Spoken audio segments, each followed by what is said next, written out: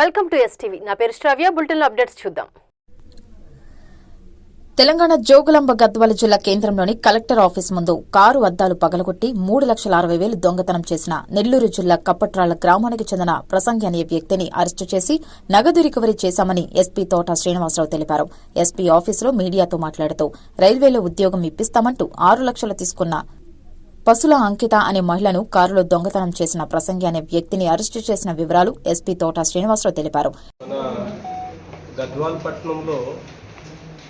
జరిగినటువంటి ఒక property offence మీ అందరికీ తెలిసిందే. 3,60,000 రూపాయలు బ్యాంక్ దగ్గర ఒక కారులో పెట్టుకొని ఉన్నప్పుడు ఆ కారు అద్దం పగలగొట్టి దొంగతనం చేయడం జరిగింది. దాని మీద స్పెషల్ టీం ఫామ్ చేసి గద్వాల్ టౌన్ ఎస్ఐ, అదేవిధంగా రూరల్ ఎస్ఐ, ఇన్స్పెక్టర్ గారి ఆధ్వర్యంలో డిఎస్పీ గారి సూపర్విజన్లో మనము ఆ కేసును ఛేదించడం జరిగింది. దానికి సంబంధించినటువంటి అఫెన్స్లో పార్టిసిపేట్ చేసినటువంటి ఒక అక్యూజ్డ్ని మనము ఈరోజు ఎర్లీ అవర్స్ అరౌండ్ 5 o'clock టైంలో మనం ఎర్రవల్లి దగ్గర అనుమానాస్పదంగా తిరుగుతున్నప్పుడు అతన్ని అదుపులోకి తీసుకోవడం జరిగింది.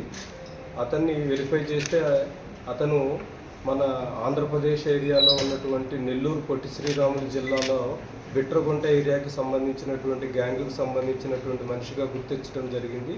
ఆ తర్వాత అతన్ని మనం ఇంట్రాగేషన్లో అతను గతంలో జరిగినటువంటి గద్వాల్ టౌన్లో జరిగినటువంటి దొంగతనాన్ని అంగీకరించడం జరిగింది. అదేవిధంగా మంత్రాలయంలో రాఘవేంద్ర స్వామి టెంపుల్ దగ్గర ఒక షెల్టర్ తీసుకోవటం జరిగింది. ఆ షెల్టర్లో ఇక్కడ దొంగలించినటువంటి అమౌంట్ని అక్కడ దాచిపెట్టడం జరిగింది. ఆ అమౌంట్ని మనం ఈరోజు రికవరీ చేయడం జరిగింది.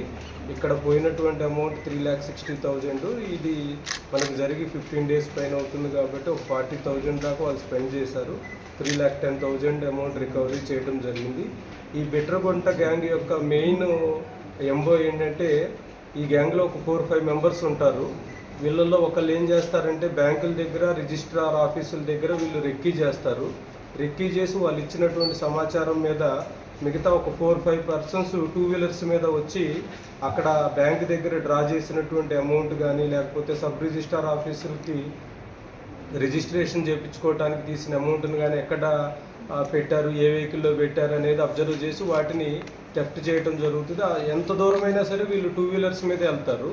వీళ్ళు ఎక్కువగా మనకి ఏం చేస్తారంటే, అఫెన్స్ జరిగిన వెంటనే పోలీసులది బాగా ఇన్వెస్టిగేషన్ అనేది సీరియస్గా ఉంటుంది కాబట్టి కొంచెం టెంపుల్స్ దగ్గరకు వెళ్ళి అక్కడ ఉన్నటువంటి సత్రాల్లో కానీ వాటిల్లో టైం బీయింగ్ షెల్టర్ తీసుకుంటారు.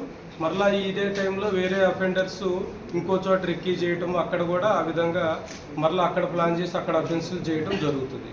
సో ఈ అఫెన్స్ మొత్తాన్ని మనము చాలా పకడ్బందీగా ఇన్వెస్టిగేషన్ చేసి వెరిఫై చేయడం వల్ల బిట్రగుంట గ్యాంగ్కి సంబంధించినటువంటి వాళ్ళు దీంట్లో ఇన్వాల్వ్ అయి ఉన్నారని మనం డిఫరెంట్ టీమ్స్ పంపించడం జరిగింది.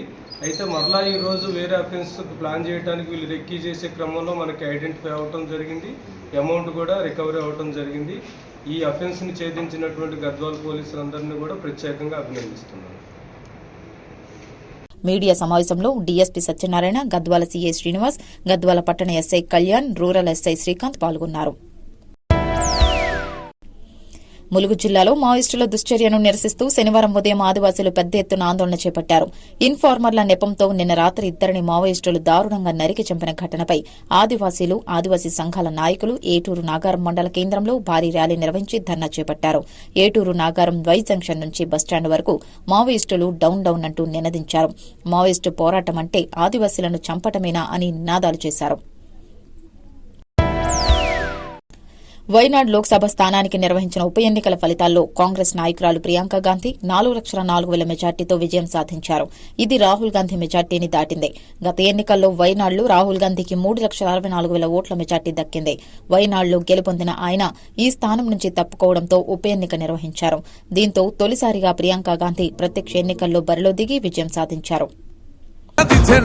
రాహులన్న గుండె ధైర్యమే నాకైనది అండం, నా సైన్యమై నడిచిరు నా తమ్ములు చుట్టూ, వాళ్ళన్నగా బతికేస్తర 100 ఏళ్ల పాటు. ఇవి ఇప్పటి వరకు ఉన్న bulletin updates. Keep watching STV.